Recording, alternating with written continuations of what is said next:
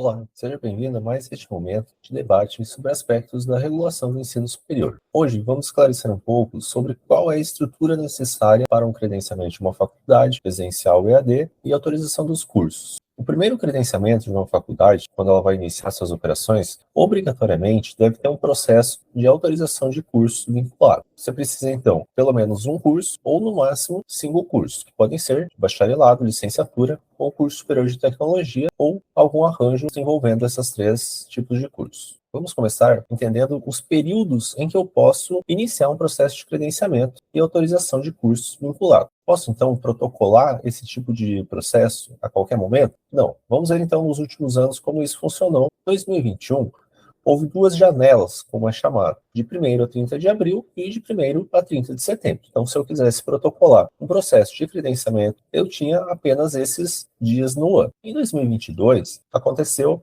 de 1º de abril a 31 de dezembro. Então, ficou aberto por mais tempo, algo mais parecido com um fluxo contínuo. Em 2023, também ficou de 2 de janeiro a 31 de dezembro, então praticamente o ano todo. Para 2024, voltou-se às janelas, como eram chamadas, que estará aberta de 1º a 31 de março e de 1º a 31 de agosto. Lembrando que aqui estamos falando apenas do primeiro credenciamento, vinculado às autorizações de curso. Uma novidade que a gente tem em 2024 é que agora há uma previsão de quando os processos serão concluídos. Antigamente, não havia esse prazo por parte do Ministério. Então, agora em 2024, quem protocolar de 1º a 31 de março tem a previsão até 31 de março de 2026 para o processo ser enviado ao Conselho Nacional de Educação. É claro que vai demorar mais um pouco ter o parecer do Conselho e ser publicado esses atos.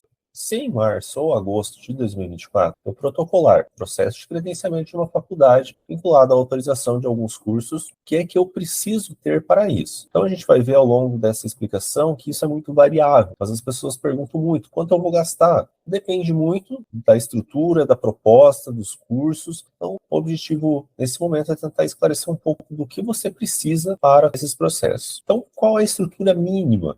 Nós vamos tentar discutir um pouco sobre isso. E se for EAD, precisa de estrutura física? Essa pergunta é muito comum. A resposta é sim, mesmo o curso EAD tem atividades presenciais. A nossa legislação não existe 100% EAD, como algumas instituições divulgam na mídia. Então é preciso sim uma estrutura física para os cursos EAD. Então o que influencia essa estrutura necessária? Então influencia se for presencial ou EAD. O curso, então um curso tecnólogo, que ele requer uma estrutura muito inferior de um curso de bacharelado. Ao mesmo tempo, um curso da saúde ou da engenharia requer muito mais estrutura do que um curso na área de ciências sociais aplicadas. A quantidade de vagas impacta diretamente na estrutura. Seja presencial ou EAD, eu preciso ter capacidade para atender todos os meus alunos. Então, para iniciar o processo, a gente precisa entender qual a diferença entre mantenedora e mantida. Uma faculdade não tem personalidade jurídica, ela não tem um CNPJ, é a mantenedora. Esta mantenedora, por sua vez, tem um credenciamento de uma instituição no Ministério da Educação. Então, o primeiro passo para eu iniciar um processo de credenciamento, eu preciso ter uma empresa mantenedora, ou seja, uma empresa com CNPJ. Qualquer natureza jurídica limitada, SA, associação privada, fundação, pode ser mantenedora? Sim. A única limitação são para tipos de natureza jurídica como MEI ou microempresário, até porque o faturamento é limitado nesse tipo de empresa, não teria como operar uma estrutura de uma faculdade. E qual o capital social necessário? Também não é especificado um mínimo, mas é necessário demonstrar patrimônio suficiente para assegurar a sustentabilidade financeira da instituição mantida. Então, isso também vai ter influência na quantidade de cursos, a quantidade de vagas. Algumas características dessa empresa não pode ter nenhuma pendência, e são necessárias diversas certidões. Nas avaliações no primeiro credenciamento e nas autorizações de curso, eu preciso demonstrar a infraestrutura não necessariamente para o curso todo. Então, cursos de bacharelado e licenciatura, eu preciso demonstrar a estrutura para os 2 primeiros anos e para os cursos superiores de tecnologia, a estrutura do primeiro ano. Então, exemplo, as salas de aula. Se eu tenho um curso presencial, eu tenho que demonstrar a estrutura para os 2 primeiros anos, então eu tenho uma sala por turma. Suponha que eu tenho lá um curso de administração com 50 vagas semestrais. Nesses 2 primeiros anos, serão 4 turmas, supondo que a entrada seja semestral, então eu preciso ter 4 salas de aula para 50 alunos. No caso dos cursos EAD, eu preciso de sala de aula? Sim. A legislação diz que o curso EAD precisa ter pelo menos as provas finais presenciais e as atividades práticas descritas no PPC. Então, é claro que a quantidade de salas vai ser menor, mas eu tenho que demonstrar por um cronograma como vai ser utilizado. Pensando nas provas no final do semestre, eu até posso fazer provas em diferentes dias. Então, uma turma faz prova na segunda, uma na terça, uma na quarta, uma na quinta, uma na sexta. Então, eu consigo ter 5 turmas utilizando uma sala. Então, não existe um modelo certo, mas o importante é demonstrar que a sua estrutura vai atender a proposta do curso. O laboratório de informática é um item obrigatório para qualquer curso, inclusive na avaliação de credenciamento vai ser analisado o laboratório. Na exigência deste indicador para o laboratório, ele pergunta: atende às necessidades institucionais considerando os equipamentos? Esses equipamentos atendem aos cursos que eu tenho? O espaço físico também é adequado? Pergunta também sobre o acesso à internet, sobre a atualização de softwares. É comum existir um documento que é o plano de atualização de softwares. Em relação à acessibilidade, então, se eu tiver um estudante que seja PCD, ele consegue utilizar esse laboratório, estrutura adequada, as condições ergonômicas também, e a oferta de recursos inovadores. Então, eu preciso atender esses critérios para ter uma boa avaliação em relação ao meu laboratório de informática. Em relação à biblioteca, hoje a gente pode ter a biblioteca virtual. Agora, se a biblioteca for física, aí eu já tenho exigência das obras disponibilizadas. Então, vamos ver um pouquinho aqui sobre cada caso. Então, o indicador sobre biblioteca pergunta: se for virtual, possui contrato que garante o acesso ininterrupto? Então, se você fizer o licenciamento de uma empresa, você vai ter esse contrato. Agora, isso impede, então, que a própria instituição tenha a sua biblioteca? De certa maneira, pela redação, não poderia, porque não teria um contrato que garante o acesso. Porém, se suponha que a instituição produziu todas as obras, ou de alguma maneira tem essas obras, então esse contrato vai ser para mostrar sobre a plataforma, sobre os recursos tecnológicos e garantir que os alunos terão acesso ininterrupto a esse serviço. Conta ainda sobre a biblioteca virtual se o acervo é adequado às unidades curriculares. Isso é um pouco subjetivo, é uma análise qualitativa que os avaliadores vão fazer. A garantia de acesso físico da biblioteca virtual na sede da instituição, então mesmo que a biblioteca seja virtual, eu preciso disponibilizar um espaço, computador, internet, para que os alunos pesquisem e utilizem essas obras dentro da minha faculdade. O que eu preciso apresentar se a minha biblioteca for física? Eu tenho que apresentar as notas fiscais dos livros. Sobre a quantidade de obras, antigamente tinha-se uma medida. Um curso com 50 vagas, eu precisaria ter 10 exemplares de cada obra. Hoje a gente não tem essa medida, então vai analisar se a quantidade que você tem atende quantitativo. Mas menos do que 5 exemplares para cada obra, provavelmente vai ser anotado no seu relatório que não atende o seu quantitativo de vaga. Aqui a gente fez uma conta bastante básica. Então, em cada semestre de um curso, como são 3 obras na bibliografia básica e 5 obras na bibliografia complementar, seriam 40 obras para cada semestre. A gente também precisa, seja a biblioteca física ou virtual, seja um curso presencial ou EAD, a gente precisa ter espaços para estudo. Há também outro indicador que fala sobre disponibilidade de recursos de informática, que é complementar a este. Então, eu preciso sim disponibilizar computadores para pesquisas e atividades.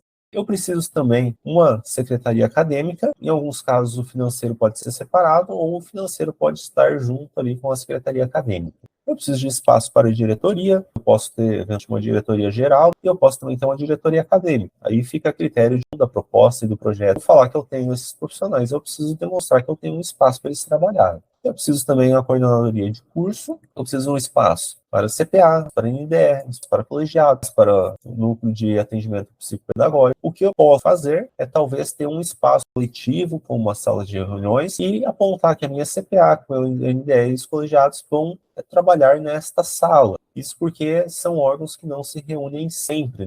Já recebi uma pergunta falando: bom, eu faço todas as reuniões de maneira remota, preciso ter espaço? Precisa, porque o instrumento ainda prevê. Preciso também ter uma sala de docentes e tutores. Então, outra pergunta: mas o curso é EAD. No instrumento são avaliadas as salas de docentes e tutores, então você precisa ter. Esta sala também precisa ter espaço para trabalho e para repouso desses profissionais. Alguns desses espaços, principalmente a sala da coordenadoria de cursos, precisa ter privacidade, porque o coordenador recebe os alunos e as situações que são particulares. Então, aquele sistema de salas com baias, por exemplo, se eu tenho lá 5 coordenadores, eu vou colocar todos na mesma sala, dividido apenas com uma baia de meia altura, não é suficiente. Eu preciso ter uma sala com privacidade. O núcleo de apoio psicopedagógico precisa também de privacidade, porque lida com temas sensíveis. Ainda sobre a estrutura, preciso de sanitários, masculino, feminino, sanitário PCD e também o fraudário. Preciso também uma cantina. Sobre laboratórios, então o laboratório de informática ele é obrigatório para qualquer curso. Cada curso exige certas estruturas. Para os cursos superiores de tecnologia, o catálogo nacional mostra claramente quais são os laboratórios. Nos cursos de bacharelado e licenciatura, algumas DCNs até fazem apontamentos mais objetivos, outras menos. Então não diz necessariamente o laboratório que precisa. Hoje, a gente tem a extensão curricular, que é obrigatória para todos os cursos, que prevê que os alunos precisam desenvolver atividades junto à comunidade. Então, isso pode acontecer de diversas maneiras, mas eu preciso, de acordo com a minha proposta, verificar qual a estrutura necessária. Então, se um curso da área de administração, ciências contábeis, eu vou fazer algum atendimento de consultoria, eu vou levar empresas e os alunos vão prestar algum serviço, eu preciso ter um espaço, talvez, de um escritório para fazer esse atendimento. No curso de estética, por exemplo, eu posso prestar serviços para a comunidade lá na clínica escola. Então, eu preciso ter estruturas para receber essas pessoas da comunidade. O imóvel precisa ter contrato demonstrando que está disponível para a faculdade. Se for locado, eu preciso de um contrato de locação, pelo menos 5 anos. Se o imóvel for da mantenedora, o documento de propriedade lá do cartório. Mobiliário e equipamento. Ter na secretaria, balcão de atendimento, cadeira de espera, computador, nas salas de coordenadoria e de diretoria, uma escrivaninha, um armário, um computador. Por exemplo, no espaço onde a CPA fica, precisa ter um computador. A gente apresenta um inventário de patrimônio, que é uma relação de todos os equipamentos imobiliários com as respectivas notas fiscais, que devem estar em nome da mantenedora. Toda a infraestrutura precisa ter acessibilidade. O item mais básico é o piso tátil. Ele tem que permitir que uma pessoa com deficiência visual consiga acessar todos os espaços da faculdade de maneira autônoma. Ainda falando em acessibilidade, ter identificação em braille em todos os espaços. Preciso ter ainda espaços para cadeirantes, balcões acessíveis na altura adequada para um cadeirante. Também não posso ter obstáculos, então rampas e elevadores. Tem softwares de acessibilidade, fones de ouvido, teclado em braille, com letras maiores, com cor diferente para ter contraste. Enfim, uma série de adaptações, isso é extremamente necessário. Sobre a infraestrutura tecnológica, a gente já comentou um pouco sobre os computadores. Que computador eu preciso ter? A avaliação é um pouco subjetiva, pergunta se atende às necessidades institucionais. Quais são as necessidades institucionais? A quantidade de computadores, que vai ser analisado em função da quantidade de vagas nos cursos e da quantidade de cursos, e o uso que esse curso faz. Então, no curso da área de gestão, tem exigências de desempenho menores do que um curso da área de TI. Sobre a rede de internet, aqui também é ideal você ter pelo menos 2 assinaturas de internet de 2 fornecedores diferentes, para ter a redundância. A rede precisa ser cabeada.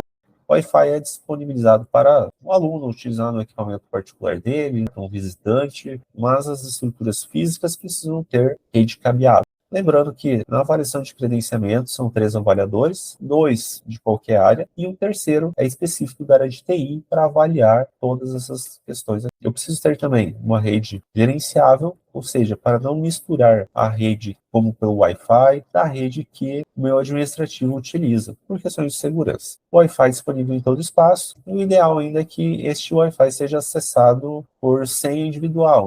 A infraestrutura tecnológica ainda no curso presencial. Eu preciso ter um portal acadêmico, que é onde vão ser registradas as notas, as frequências, vai gerenciar as matrículas. E se o curso for EAD, eu preciso, além do portal acadêmico, um ambiente virtual de aprendizagem, que é onde o aluno vai estudar, vai estar dispostos os materiais didáticos, e preciso apresentar também os materiais didáticos para os 2 primeiros anos dos cursos de bacharelado e licenciatura e para o primeiro ano dos cursos superiores de tecnologia. Quando eu preciso dessa infraestrutura? Então, quando eu protocolar um pedido de credenciamento, eu tenho que colocar o endereço. E eu não posso trocar esse endereço até eu receber o credenciamento, publicado no Diário Oficial. Eu preciso já nesse credenciamento apresentar documentos de locação ou de propriedade Eu posso ter esse imóvel, talvez não na condição ideal, ou seja, ele ainda precisa de reformas, mas eu preciso apresentar a documentação desse imóvel e o endereço correto. Aí eu vou precisar mostrar mesmo nas visitas de avaliação, que vão acontecer um pouco depois do protocolo desse processo. Isso encarece um pouco o processo, porque a estimativa do próprio Ministério da Educação é em torno de 2 anos, sem contar a parte do Conselho Nacional de Educação. E eu preciso, nesses 2 anos, manter esse prédio mesmo que eu não esteja utilizando. O que mais eu ainda preciso nesse meu credenciamento? Todas as certidões da mantenedora, municipais, estaduais, federais, alvarás de funcionamento, de bombeiro, de laudos de engenharia, como plano de acessibilidade, plano de segurança predial, plano de fuga, assinados pelo engenheiro, e terá a ART, que é a anotação de responsabilidade técnica no CREA. Preciso também dar alguns documentos contábeis, como balanço patrimonial, demonstrativo de resultado do exercício, assinados pelo contador da empresa. Demandas de pessoal, então, quais são as pessoas que eu preciso? De uma maneira geral, eu preciso de um diretor, que geralmente é um sócio da mantenedora. Preciso de um coordenador de curso. Esse coordenador até pode atuar em mais de um curso,